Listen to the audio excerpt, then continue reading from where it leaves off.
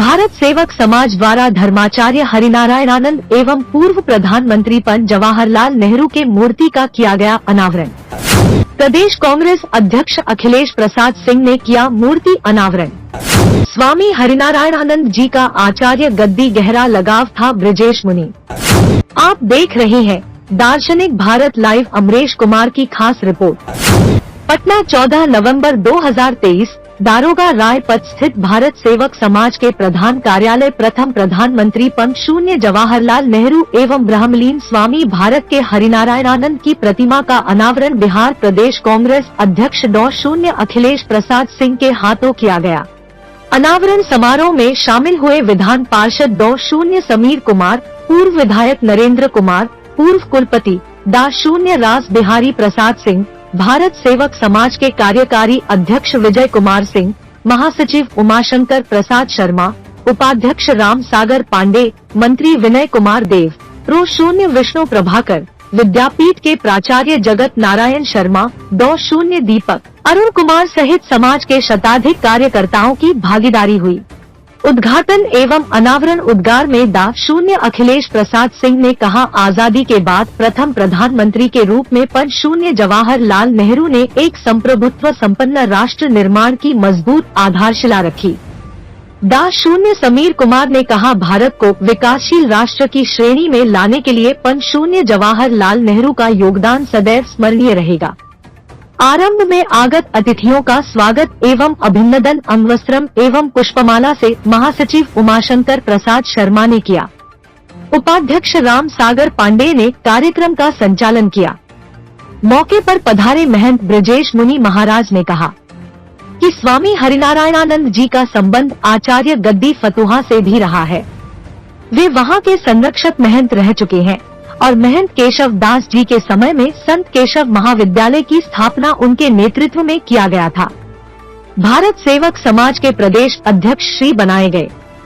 मौके पर मौनी बाबा सोनपुर, पूर्व विधायक विनोद यादव, उमाशंकर प्रसाद शर्मा सहित भारत सेवक समाज के कई पदाधिकारी गण मौजूद थे। पूरे भारत सेवक समाज, साधु समाज सबसे जुड़े हुए थे।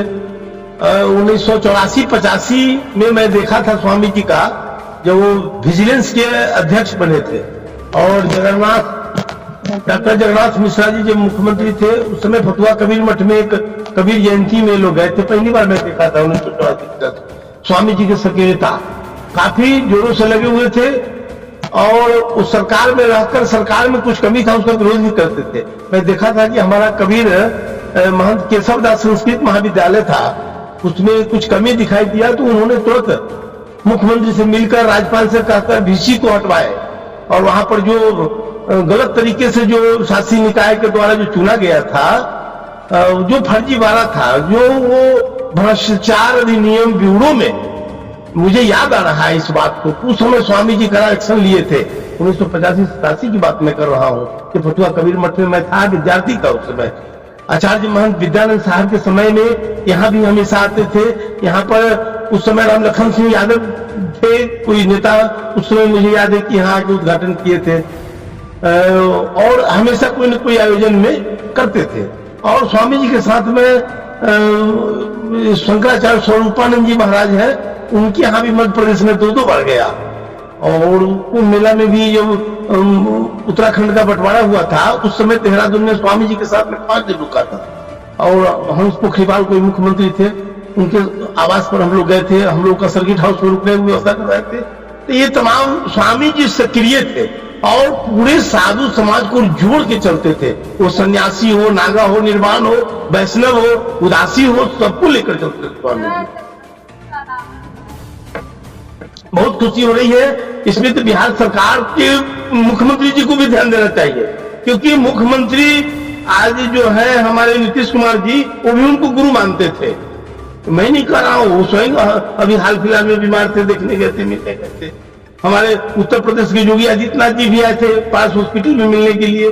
तो स्वामी जी को सब मानते थे। ऐसे वो संस्कारी पुरुष थे कि वो सबों को लेकर चलते थे। भारत सेवक समाज और भारत साधु समाज के महामंत्री तो थे ही, साथ साथ वो बहुत मतलब एक नेता भी थे जो हमेशा पंडित जवाहरलाल नेहरू जी का बात करते थे, गुलजारीलाल नंदा जी के साथ बैठक उनका था, क्या मीटिंग होता रहा, भागवत झाज, बिंदेश्वरी दुबे, मतलब उन तमाम हस्तियों के साथ उनका मतलब बैठक होता रहा है और मतलब हमेशा मीटिंग वगैरह करते रहे।